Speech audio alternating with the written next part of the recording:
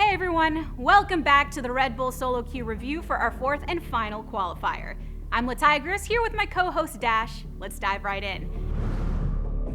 It's been quite the amazing tournament over the last few months. We've seen thousands of players go head-to-head week after week for a chance to compete in the Red Bull Solo Queue US Finals on November 15th. Now, before we jump into the matchups, LeTigress, let's remind our viewers one last time about the rules and win conditions for these 1v1 battles. Red Bull Solo Queue is the premier 1v1 experience for amateur League of Legends players where they square off against each other in top lane of Summoner's Rift. To win, you must eliminate your opponent, first to 2 eliminations under 7 minutes, or first elimination after the 7-minute mark. Another option is to be the first to take your opponent's turret down, or the first to reach 100 CS. This final qualifier saw hundreds of players fight it out over the course of 11 rounds in the winner's bracket and 15 rounds in the loser's bracket. So, without further ado, let's get right into the action. Our winner's finals match for our final Red Bull Solo Queue qualifier was between Time to Win and Marksboy. Time to Win is a mid lane player that made it to the finals by utilizing their large champion pool featuring marksmen, mages, and bruisers on their way here. Marksboy, on the other hand, true to their name, stuck with their trusty marksman picks. After taking game 1 as Caitlyn versus Time to Win's Aurelia, Marksboy chooses their Draven into Time to Win's Lucian. While this matchup often favors Draven with Hail of Blades on Summoner's Rift, how will it fare in the 1v1? Let's find out.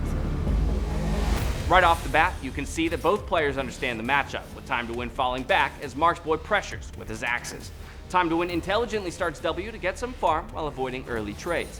However, Time to Win gets a little too greedy for experience and ends up taking a huge chunk of damage as Marksboy punishes.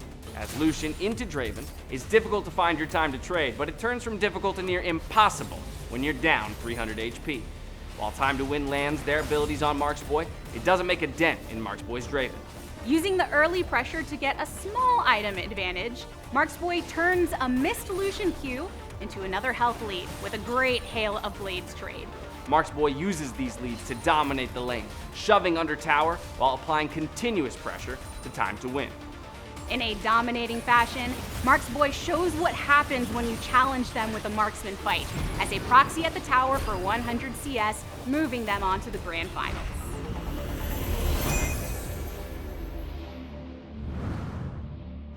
In the losers finals, Time to Win faced off against another marksman player, Alex Kari.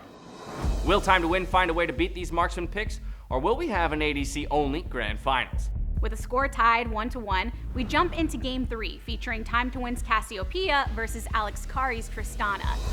The lane starts with some light trading as Tristana pushes for level 2. After hitting it, Alex Kari goes for the rocket jump but accidentally takes a tower shot. Summoners get used and it's a minion wave that eventually forces Time to Win's retreat and allows Alex Kari to escape. As the lane resets, Alex Kari finds their stride, managing to dodge all of Time to Win's Q attempts, even catching them without a wave for a solid trade. Alex Kari looks to be in control of the lane, but when Time to Win returns, the tables turn completely. With a wave at their back, Time to Win pressures Alex Kari, landing multiple Qs in a row and takes very clean trades, eventually forcing Alex Kari's untimely recall. However, even with this solid play, Time to Win still finds himself at a CS deficit. And as a result, Time to Win has to keep pressuring Alex or risk losing via CS. Stepping up to the tower to pressure, Time to Win's corrupting pot gets them tower aggro, and they eat not 1, but 2 tower shots.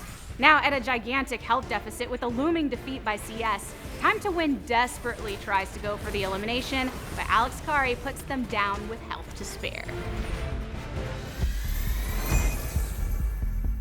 With Alex Kari moving on to the grand finals to face Marksboy, we have a marksman versus marksman grand finals. And in an honorable fashion, these players start off with a mirror matchup, Kalista versus Kalista. They take the same runes, same summoners, and same starting items, leaving only skill to make up the difference. Both confident in their skills, they face check the middle brush and at level 1 going auto for auto as they continue to trade. Exhaust and barriers come down at nearly the exact same time. Then, at the perfect moment, Alex Kari manages to sidestep into the brush, causing Marksboy to lose vision and gets the final auto attack for the elimination. Even after being first blooded, Marksboy steps up to the trade at level 1 again, hoping the minions will make the difference. But they work against them as Alex Kari rends a minion for a reset, giving them the extra bit of damage they need to clinch the Game 1 win.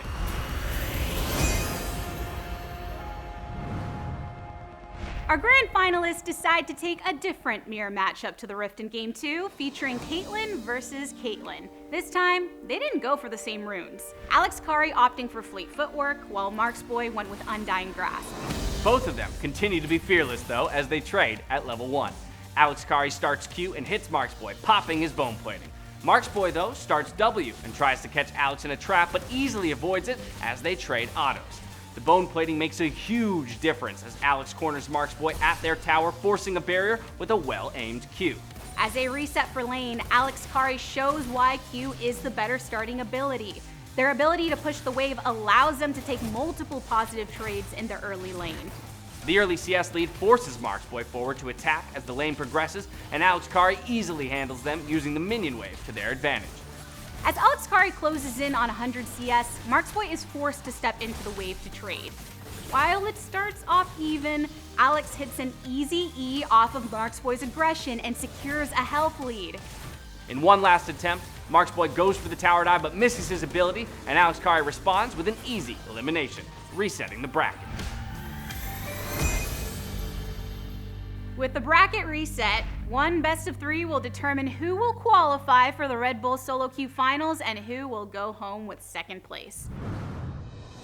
Marksboy, having lost 2 consecutive 80 carry mirrors, decides to pick Cassiopeia into Alex Kari's Tristana, the same matchup Alex Kari played in the losers finals.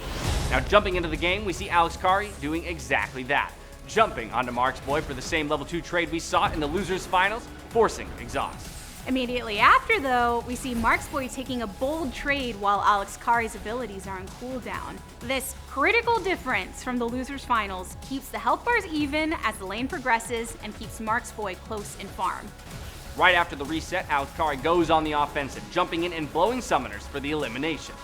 Marksboy deals a ton of damage back before missing the final Q and almost dying to Tristana's ult in the process. After one final reset, they return to lane for the final time. This time, Marksboy goes on the attack, landing a Q and utilizing Phase Rush to deal a ton of damage to Alex Kari. Feeling the pressure in the grand finals, Alex Kari decides to stay and try to use lifesteal to heal up, but Marksboy catches them again with a Q, following up and getting the fadeaway elimination. With their confidence back and their marksman unbanned, Marksboy goes for the win on their Lucian versus Alex Kari's Tristana. Now the level 2 Tristana play happens again as Alex Kari jumps in for some damage. A well-timed exhaust though by Marksboy shuts down a lot of the damage, and they both walk away with low health. A follow-up Q by Marksboy lands and manages to force Alex Kari to recall, securing an early lead. As the game progresses, we see Marksboy getting the better end of trades, running away from Alex Kari when they use E, and engaging while it's on cooldown to generate a commanding lead. With their back against the wall, Alex Kari tries to fake a recall. As Marksboy uses the rest of their mana to shove the wave in, Alex Kari goes for the elimination. Jumping in, they attack the monolith Marksboy, but a well-timed exhaust shuts down the burst, and despite the low mana, Marksboy finishes Alex Kari for the tournament win.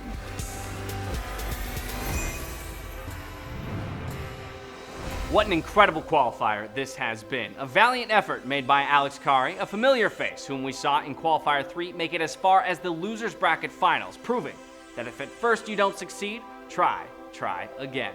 Unfortunately for them, Marksboy edged them out and battled their way through this tournament with just a bit more effort and ended up earning the last spot to compete in the finals.